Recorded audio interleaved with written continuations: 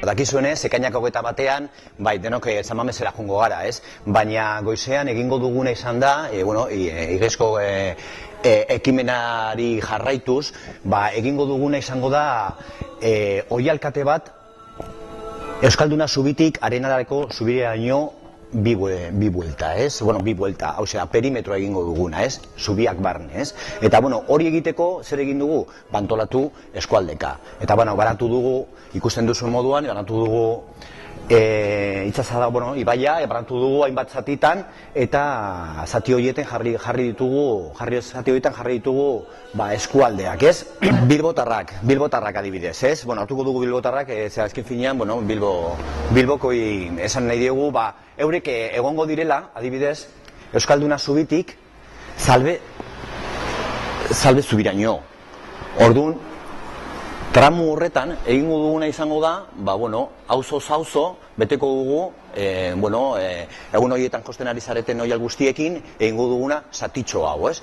Eta zati hau, egin duguna izan da, banatu auzoka, puntuan, hemen dagoen errotonda ikusten duzunez, hemen dagoen errotonda bat, hori kontutan hartuz, banatu dugu hainbat azuotan tramu hori, ez? Adibidez, ez dakit, ez?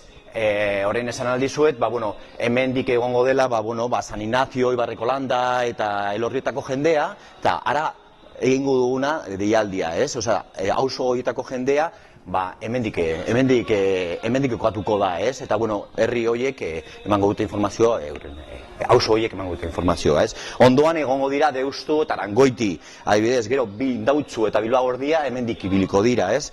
Gero Errekalde, Altamira, Zorrotza, Labeaga, Basurto, hori guztia egin dugu, zati horrekin, ez? Ordutegia 12etan da, baina, karo, 12etan ondo ateratzeko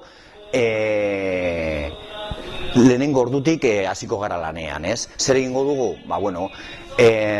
Auzoak daukate arduradun batzuk, ez? Eta arduradun horiekin geratuko gara lehenago, bilera batzuk egiteko, eta azalpeko zelan egingo dugun oihalkatea, dana ondotea adin, ez?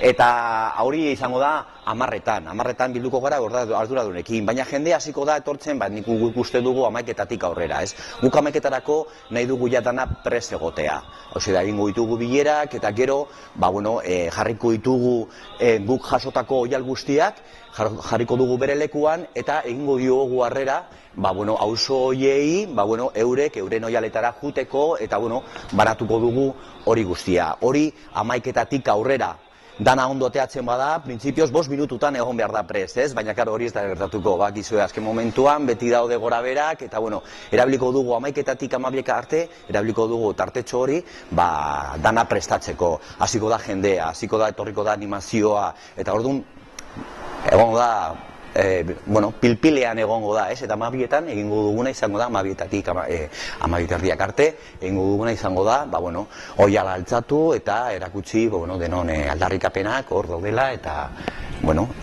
erronka lortu dugula, gure etxeko erronka, arratsaldekoa beste bada.